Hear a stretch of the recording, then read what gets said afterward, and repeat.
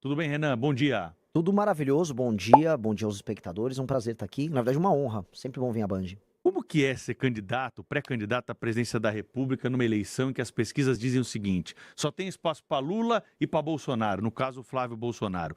Você discorda dessa afirmação aí dos institutos de pesquisa e como que é entrar numa disputa com esse cenário, Renan? Na verdade, eu concordo com os institutos de pesquisa no sentido de que dá para derrotar os dois. A última pesquisa do Real Time Big Data mostra que 48% dos eleitores estão procurando alguém para além de Lula e Flávio Bolsonaro. E, inclusive, né, nesse setor, desses 48%, eu lidero com 26% da preferência. Na pesquisa Atlas, posso cravar, até o fim do mês eu devo vir com pelo menos 10%, 9 a 10%, deixando para trás os outros dois convidados aqui do programa, Ronaldo Caiado e Romeu Zema. E eu vou retirar o Flávio do segundo turno e vou derrotar o Lula no segundo turno por uma razão muito clara. O antipetismo, que é quem a família Bolsonaro pegou os votos ao longo aí dos últimos 8, 10 anos praticamente, o antipetismo é uma força política na sociedade brasileira que está cansada. E está cansado porque ele não se realizou através da família Bolsonaro. Eles chegaram no poder, não entregaram. Hoje tem um filho, que é o Flávio, que é um corrupto, desculpa falar nesses termos aqui, é um sujeito envolvido em todos, ele não pode ver um escândalo de corrupção que ele mergulha no escândalo. E essas pessoas não se veem como parte desse sistema de valores. Então, onde eu ando, em que deveria haver apoio ao Flávio, não existe. Eu fui em Santa Catarina, não tem apoio ao Flávio. Os caras estão tendo que, eu apoio, sabe, tapar o nariz e apoiar. Então, pois bem, eu não tenho escândalo de corrupção, eu tenho um plano de governo e eu quero representar essas pessoas.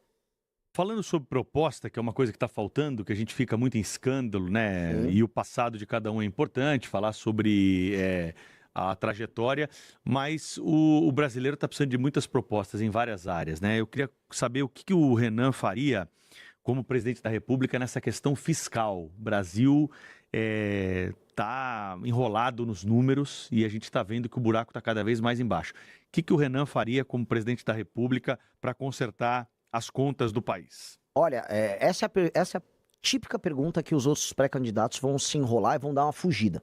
Porque é o seguinte, falando aqui, olhando para a câmera, o Brasil está quebrado, o Brasil está detonado, o Brasil está destruído. E do ponto de vista fiscal, isso significa que as contas públicas estão indo para uma rota de colisão, elas vão estourar, os impostos para segurar isso vão ter que aumentar, os juros já estão altos, eles vão aumentar, inclusive o dólar voltou a subir, ou seja, a situação fiscal do Brasil, o Brasil é um país que está quebrando.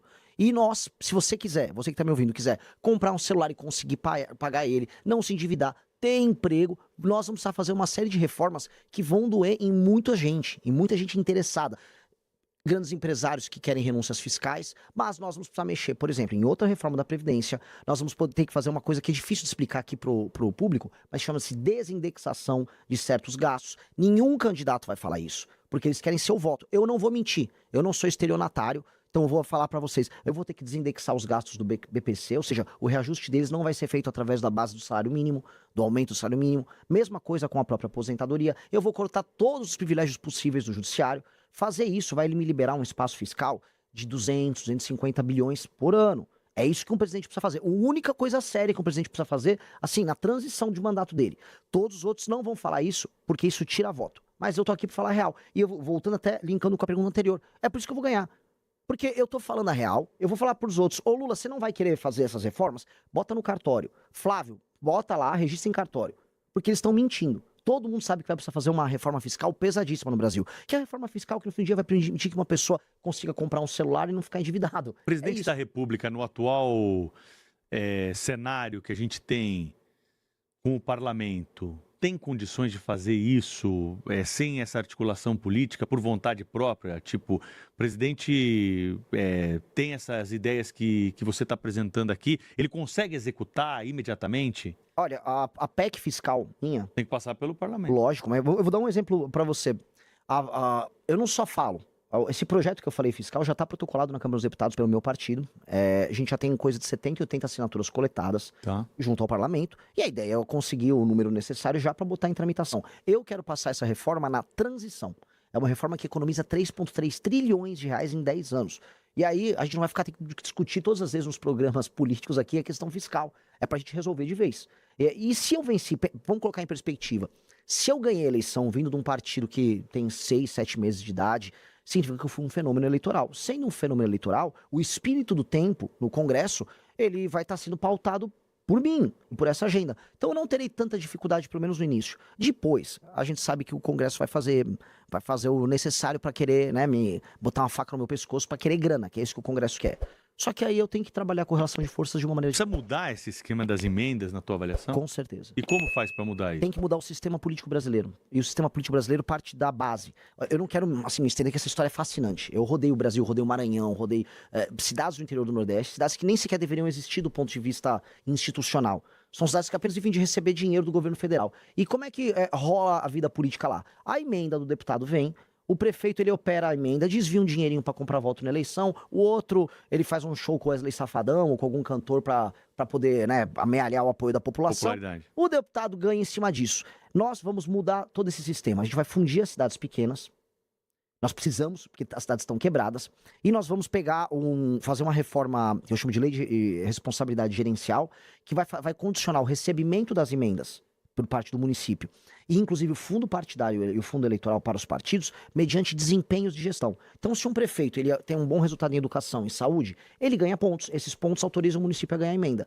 Se ele não faz isso, ele não recebe emenda. E aí o município dele tem que se fundir com o município ao lado. E o partido dele tem o fundo partidário e o fundo eleitoral condicionado, veja só, ao desempenho dos prefeitos que estão filiados naquele partido. Portanto, quanto melhor for um prefeito, mais dinheiro o partido tem. Quanto pior o prefeito, menos dinheiro o partido tem. E menos emenda o deputado pode usar. Então a gente faz uma revolução mudando os sistemas de incentivo. Pelo seu cálculo, nós temos 5.000 municípios no Brasil. 5.570. Cairíamos para quanto, assim? Teria que cair para pelo menos, para a gente racionalizar, tem um estudo da Universidade Federal da Paraíba que vai nessa linha, para coisa de 2.300. Pela metade, quase.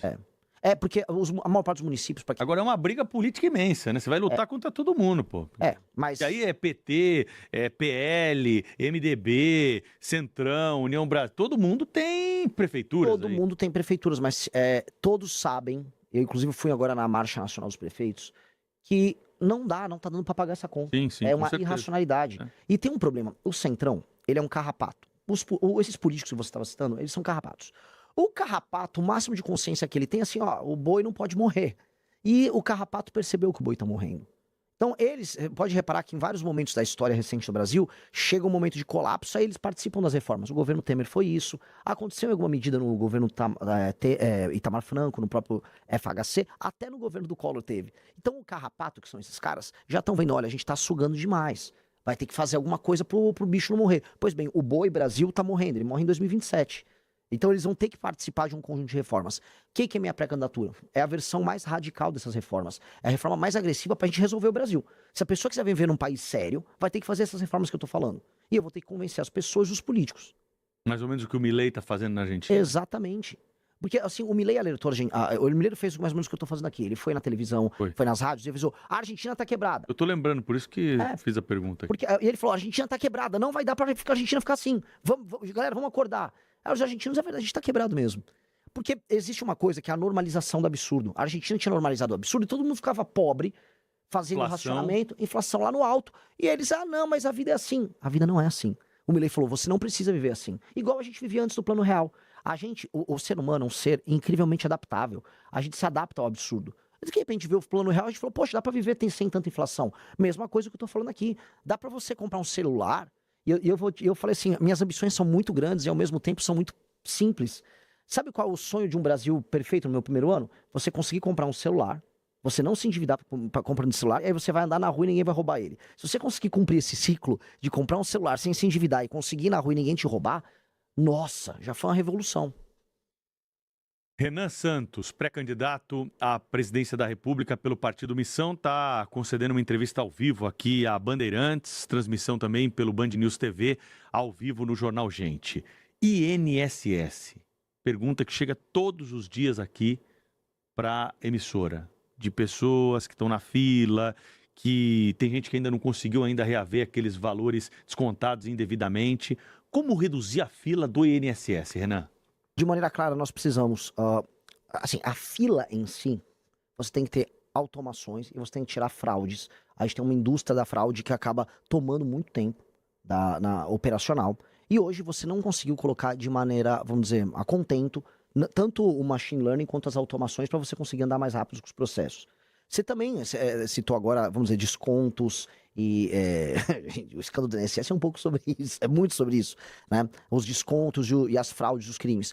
Pois bem, há um elemento que impacta aí, que são a exploração indevida do idoso através das redes sociais.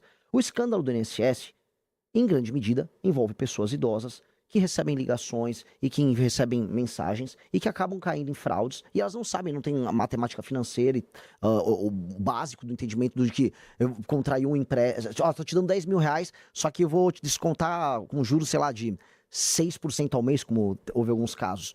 Essas pessoas não conseguem se defender desses casos. Tem que ter uma legislação muito dura contra a fraude e contra idosos. A maior parte das fraudes que estão acontecendo, não só no Brasil, tá? Tem um artigo nos Estados Unidos muito interessante sobre isso, são sobre idosos, porque os idosos hoje, no mundo todo, eles congregam muito dinheiro, tem muita gente recebendo aposentadoria e tem patrimônio e não sabem usar a internet e aí as fraudes são focadas nos idosos. Então tem que atacar muito fraude nos idosos, assim, tem que prender e ter uma legislação muito dura e o resto é enfiar automações e do ponto de vista da gestão pública, automação e trabalho, vamos dizer, de digitalização para tirar as filas. Política externa, o Brasil tem que atuar de que forma em relação aos Estados Unidos, essas tarifas que são anunciadas, agora tem essa notícia do fim de semana que nós abordamos mais cedo aqui, do veto à carne brasileira pela União Europeia, tem que ser uma política mais agressiva, o Brasil tem que se posicionar, ou na tua avaliação, nós precisamos dançar conforme a música, porque não somos tão fortes quanto outras economias mundiais? Ela respondeu para mim. Infelizmente, por mais que muita gente... O Lula fica vendendo essa história de soberania. Não tem soberania nenhuma. O Brasil depende da China para ter grana, vendendo soja e minério de ferro. A situação humilhante que o Brasil tem com relação à China. A China está falando em construir a ferrovia que liga Ilhéus a Xangai para levar de vez as commodities nossas e ela mesma investiu, ou seja, não tem nem dinheiro para fazer ferrovia aqui. Situação humilhante. E ainda mais humilhante a situação com os Estados Unidos, que o governo Trump despertou para a América Latina. E aí o Trump virou para o Brasil e falou: baixa a bola aí na tua relação com a China. É o seguinte, nossa relação comercial está desproporcional, vai corrigir isso aí e ainda estou de olho nas tuas terras raras. Aí sabe o que o Lula está tendo que fazer? Está tendo que sentar e conversar sem muita moral. A situação do Lula é humilhante, porque ele não pode discordar da China, porque a gente exporta para a China, e do outro lado ele vai ter que se submeter ao Trump. Então, o que o Brasil tem que fazer? O Brasil tem uma posição que ela, vamos dizer, nos permite negociar bem. É a questão das terras raras. Porque os Estados Unidos precisam disso. Os Estados Unidos hoje estão numa posição de fraqueza com as terras raras. Para aquela que estamos assistindo, né, essas terras raras que são minérios especiais, aí na tabela, parte de baixo da tabela periódica, disprósio, neodímio, um monte de nome esquisito, parece nome de remédio. Um jato F-35, que é a base do sistema de defesa e ataque do governo americano, ele usa 0,5 tonelada de terras raras. E os Estados Unidos não produzem e processam nada disso. E a China tem. Tudo. Não, eles compram tudo da China. Ou seja, a China olha, os jatos de guerra americanos, os drones americanos, são todos feitos com material chinês. Os Estados Unidos precisam montar a cadeia própria. Quem tem 20% da reserva global? E quem está no continente deles é o Brasil. Então o Brasil precisa usar essa posição para falar: você quer conversar, Estados Unidos? Então vamos montar a cadeia inteira das terras raras aqui. Vocês, a União Europeia, o Japão, que está precisando também, a Taiwan, que faz os semicondutores. Traz a cadeia para cá, num projeto de 10, 20, 30 anos, da gente começar a extração, o processamento, e aí fazer turbina de avião aqui, fazer bateria, fazer drone aqui, e aí a gente faz parte de uma cadeia global de produção, assim, com muito valor agregado, que é necessário aos Estados Unidos, que é necessário à União Europeia, e aí que reposiciona o Brasil nesse jogo. Só que não dá pra gente negociar igual o Lula tá negociando, com uma faca no pescoço e querendo fazer showzinho. Ainda nesse capítulo internacional, recentemente tivemos a classificação do PCC e do Comando Vermelho como organizações terroristas. Isso gerou um debate aqui no Brasil que dividiu até especialistas que normalmente estão do mesmo lado da tese, né? Então, muita gente ficou perdida, falou: será que eu devo apoiar isso? Será que vai ser bom ou vai ser ruim? Na tua visão, é bom ou ruim? Quase indiferente. Há um elemento bom no sentido de que as pessoas estão se tocando que o problema é muito grande, a ponto dos Estados Unidos terem falado: olha, isso aqui são organizações terroristas. Do ponto de vista da cooperação internacional, a gente vai ter que fazer, por exemplo, a Polícia Federal Brasileira tem um acordo de cooperação com a CIA, ela tem com o FBI. São instituições diferentes. Agora, do ponto de vista da execução, para derrotar o PCC e o Comando Vermelho, o governo brasileiro vai ter que atuar. Não são os americanos. O problema é que os bolsonaristas lá ficaram vendendo: agora vai dar certo. Vai dar certo o quê? Você vai chamar os americanos pra virem resolver um problema nosso? Novamente, é aquela coisa da constante humilhação do Brasil. Esses caras ficam humilhando o Brasil. O Lula humilha o Brasil quando vai lá nos Estados Unidos e fica negociando terra rara por conta de uma fraqueza interna dele, de projeto dele, que ficou puxando o saco da China. E do outro lado, o Flávio Bolsonaro vai lá comemorar: Trump, tira uma foto igual, sabe, um cara que tinha foto com o Neymar, com um ídolo. Ó, tô aqui com o Trump. Que isso? Você pretende ser um chefe de Estado e tá tirando fotinho patética, tentando se apropriar de uma decisão que não veio deles e uma decisão que pra nós é indiferente. Desculpa eu me estender nisso. Flávio Bolsonaro é do Rio de Janeiro. Ora, o que ele fez pela segurança do Rio de Janeiro todos esses anos? Ele estava apoiando agora o Bacelar, que foi assim, a Polícia Federal colocou, é o representante político do Comando Vermelho na política carioca. O Flávio apoiava ele, apoiava o TH Joias, que era do Comando Vermelho, e aí vem ficar falando, não, agora os Estados Unidos vai salvar. Os Estados Unidos levariam um Flávio preso num contexto desse.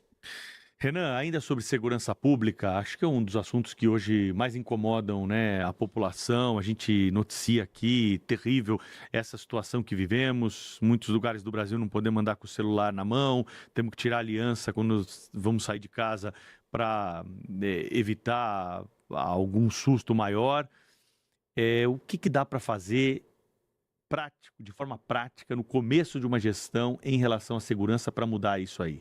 Olha, esse é o sonho, a coisa que eu mais imagino no início da nossa gestão. Primeira coisa, na transição, na virada do ano de 2026 para 2027, eu tanto vou passar a reforma fiscal, quanto eu vou aumentar ainda mais todas as penas para crimes violentos. Por quê? Aumentando todas as penas para crimes violentos e tratando, fazer um enquadramento nosso, não americano, como inimigos, né, que é um conceito do direito de um autor alemão que chama Günther Jacobs. Direito penal do inimigo. O famoso direito penal do inimigo. Eu vou enquadrá-los de maneira diferente para que a pessoa que faz parte de uma facção perca, por exemplo, a presunção de inocência. Então, se você tá aqui em São Paulo, a gente tem o Smart Sampa. O que é o Smart Sampa? É um sistema de câmeras. Se um sujeito que está enquadrado como membro do PCC, não importa se ele é contador do PCC e trabalha na Faria Lima, ou se ele é um vapor, ou ele é um cara que anda com metralhadora em Paraisópolis, se a câmera pegou, a polícia já pode ir lá pegar ele na hora. Ele não tem presunção de inocência, é inafiançável, não tem progressão de pena, ele já vai pra cadeia na hora. Então, com isso, o Estado fica armado, do ponto de vista institucional, para fazer o que eu quero fazer. O que eu quero fazer? No dia 5 de janeiro eu tomo posse. Dia 6 de janeiro eu tô em Santa Quitéria, no Ceará, e eu vou começar a colocar em estado de defesa, que é tipo uma GLO, só que com algumas, vamos dizer, características a mais, certas cidades, bairros ao redor do Brasil que estão tomados pelo crime organizado. Não é botar o Brasil em estado de defesa, é botar estes lugares para que a polícia, junto com o governo federal, entre, prenda todas essas figuras, liberte as pessoas que moram ali e aí a gente começa a retomar o território nacional. E aí a gente vai fazer uma limpa que a gente nunca viu. Eu preciso fazer, senão eu falhei como presidente, no final do primeiro ano a pessoa se sentir segura para andar com o celular no meio da rua, e todos os bairros brasileiros estarem livres do crime organizado. Se eu fizer isso, aí eu entro na fase 2 do meu governo, que é a desfavelização do país. É mais ou menos que nem o Bukele fez lá em El Salvador? É muito parecido com o que o Bukele fez. A questão é que é em uma escala muito maior. O Salvador é como se fosse um bairro em São Paulo. E a Constituição brasileira? Vai ter gente que vai falar que as garantias não estão preservadas aí. Não, porque o direito penal do inimigo, ele é perfeitamente compatível com a Constituição brasileira, com os princípios constitucionais que estão, por exemplo, colocados ali como cláusula pétrea. Uhum. E existem distinções já no direito penal nosso. Então, não há um problema em receber não só o direito penal do inimigo, como em aumentar penas. A questão toda que nós temos é um problema de execução das políticas públicas na área de segurança. As penas são muito baixas, as leis de execução penal no Brasil elas são amigas da bandidagem, então um cara pega uma pena de 20 anos, cumpre 7 e já sai. Então, os juízes no Brasil, eles têm, vamos dizer, uma subjetividade muito grande. Ou seja, o juiz decide da cabeça dele. Aí acontece o que aconteceu com o caso do Henri Borel lá no Rio de Janeiro. Uma juíza feminista, é machismo prender ela. E obrigou o tribunal eu nunca vi um negócio desse, obrigou os jurados a alterar o voto deles. E isso é coisa de um país doente. Essa subjetividade não pode acontecer. Agora, por mais que as leis sejam modificadas nesse campo, aumento de pena, polícia, GLO... Existe um ponto da legislação penal que parece imutável e nós não entendemos por que, apesar de uma pressão da população, que é a questão da maioridade penal. Sim. Vai pra frente? Óbvio. Tem que ir. Óbvio. Assim, quando você... Olha, eu não sei se eu tô me estendendo aqui, eu adoro esse tema. Tem um estudo da GV, o pessoal só dá um Google, de 2007, tá? Que mostra que existe uma correlação fortíssima entre a ausência da figura paterna e o cometimento de crimes pelos jovens. Ou seja, um jovem tende a cometer crimes... um jovem que comete o crime, que vai parar numa FEBEM, a relação dele com a ausência do pai é maior do que a relação, por exemplo, de desigualdade social. Ou seja, a desigualdade social e a pobreza interferem menos nesse jovem cometer o crime do que ele não ter um pai presente. Nós vamos precisar fazer um trabalho muito claro, e as pesquisas mostram isso, em atuar nas periferias, onde tem a maior parte desses meninos, porque inclusive a gravidez na adolescência incide mais nas periferias, nas favelas e cidades pequenas no interior do Nordeste. Nós vamos atuar nesses lugares já com fim da maioridade penal, Mas 2, trabalhando já nas escolas para recuperar esses meninos e dar um atendimento psicológico para separar eles, porque eles são garotos que estão numa condição especial. O garoto que comete o crime violento, quase sempre, 80% dos casos, ele não tem o pai.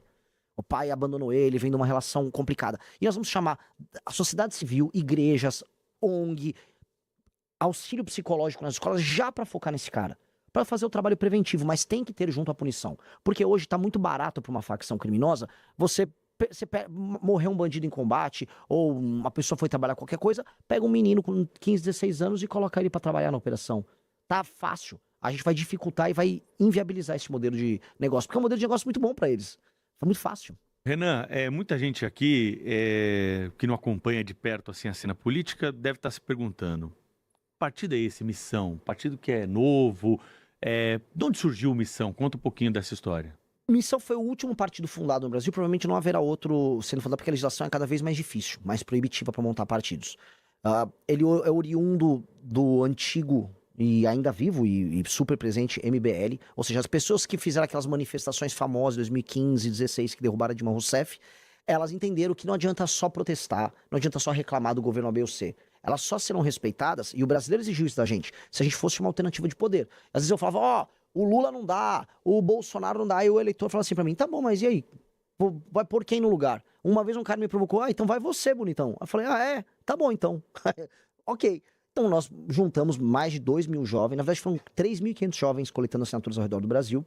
Começamos a coletar, fizemos um sistema super tecnológico, a gente botou um aplicativo para coleta. Fomos o partido que coletou o maior número de assinaturas no menor período de tempo em todos os estados da federação e conseguimos montar o partido, que é o partido que vem surpreendendo todo mundo, porque hoje, por exemplo, nas vaquinhas online, é o partido que mais arrecadou doações, é o partido que tem maior audiência em redes sociais e é um partido que tem 6, 7 meses de idade. Para finalizar, acho que esse é um bom tema também.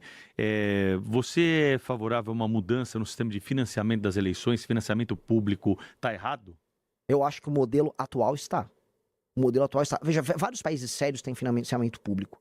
E eu andando... Qual que é a diferença para o nosso? O sistema de incentivo dele. Hoje, um partido recebe dinheiro mediante o número de deputados que ele elege. E aí você tem todo um incentivo em lançar deputados caricatos como um Tiririca, uma Erika Hilton, que tem muitos votos, lacrando em rede social. E aí essas figuras são eleitas e o partido enche os cofres dele. Então o partido não tem nenhum incentivo em colocar gente boa. O partido tem que colocar gente famosa, ou gente que vai levar voto, ou gente que compra voto. Porque você coloca um deputado, vamos dizer, do Centrão, ele achaca o governo, pega um monte de emenda, essa emenda ele compra o voto na base, e aí você fica rodando um ciclo. Este ciclo tem que mudar.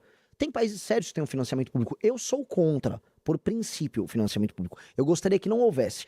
Mas, se for um consenso da sociedade ou dos próprios partidos que terá que haver, eu vou mudar o sistema de incentivo, que é aquilo que eu te contei. Se o dinheiro que for pro partido for baseado no desempenho do prefeito, com métricas objetivas, do tipo ranking de educação, diminuição do número de homicídios, aumento da atividade econômica, aumento do saneamento básico, aí os prefeitos ganham pontos e o partido que tem aqueles prefeitos que tiverem um número possível de pontos recebem mais dinheiro. Aí a regra vira assim, quanto mais o político trabalha pro Brasil, mais o partido dele tem dinheiro. Aí funciona, aí fica até barato, aí vale a pena. Então, eu acredito nisso. Ou acaba, ou muda o sistema de incentivo. Última pergunta, quantos ministérios tem que ter o Brasil? O Brasil não precisa ter mais de 19, 20 ministérios. O Brasil não precisa. E não ainda... é muito, não? Não. Se eu for falar pra você, eu preciso de 8, 9, 10. Eu posso fazer. Só que você vai ter que ter secretarias específicas que vão ter status de ministério dentro dos ministérios. Dá na mesma. Dá na mesma. Isso é um discurso legal de falar, mas na prática, eu vou acabar com o Ministério da Cultura. Sim, mas você teria uma Secretaria de Cultura? Sim, você precisa ter uma Secretaria de Cultura. Então, no fim do dia, tem muito ministério inútil, esses ministérios de desenvolvimento humano, igualdade racial, Ministério da Pesca, é ministério para inglês ver. Tira-os para inglês ver. O resto tem funções claras que o Estado vai precisar. E aí, você ter 15, 12, 10 e um grupo de secretarias, aí é o que o presidente vai fazer. Renan Santos conversou com a gente, vai voltar certamente até outubro aqui na nossa cobertura eleitoral, pré-candidato pelo Missão à Presidência da República. Obrigado pela entrevista, até uma próxima. Obrigado, foi uma honra participar.